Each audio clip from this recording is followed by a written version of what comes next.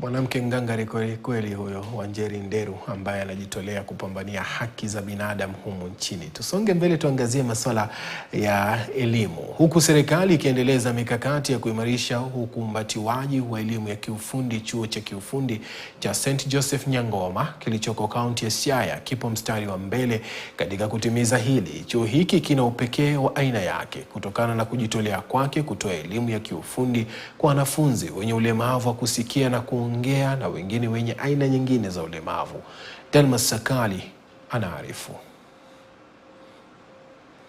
Chuo cha kiufundi cha St. Joseph Nyangoma kinachopatikana Bondo, kaunti ya Siaya ni dhihirisho tosha la usemi ulemavu sio unyonge. Taasisi hii iliyoanzishwa mnamo mwaka 1964 ni miongoni mwa vyuo vilivyodumu kwa kipindi kirefu zaidi nchini Kenya. Zaidi kina upekee wa kutoa elimu ya kiufundi kwa wanafunzi wenye ulemavu mbalimbali. Our department has a total of 57 trainees. Out of the 57, we have 28 who are hearing impaired. Kutokana na hali ya wanafunzi wanaosomea hapa, nyingi za kozi zinazotolewa ni za kiufundi na sio za kinadharia. These skills are useful for students because in the industry, most of the machines are rare to get, and the skills they acquire here rarely do most of the students outside there or persons acquire the skills. Chuo hiki kinajivunia baadhi ya wanafunzi wake ambao wamepiku changamoto zinazowakumba na kukwea milima ya ufanisi maishani. One of our students who studied here is with us here. He's an HI.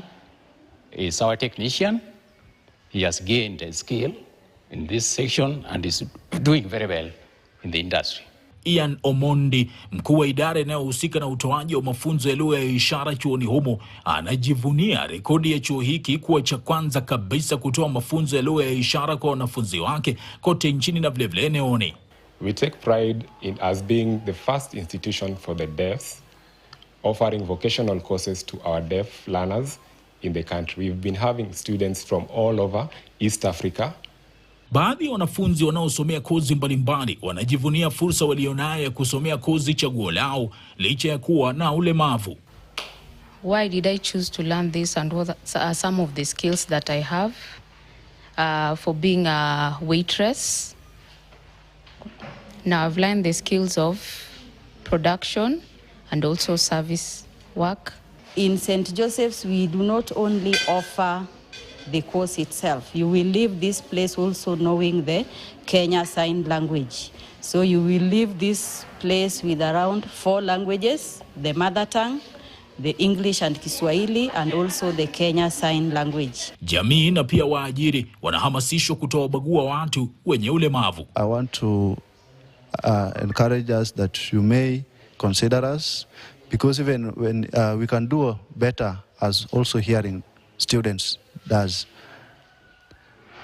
Example, in electrical engineering, we have devs and also who are doing better also than hearing. Sakali, Delmas, KTN News.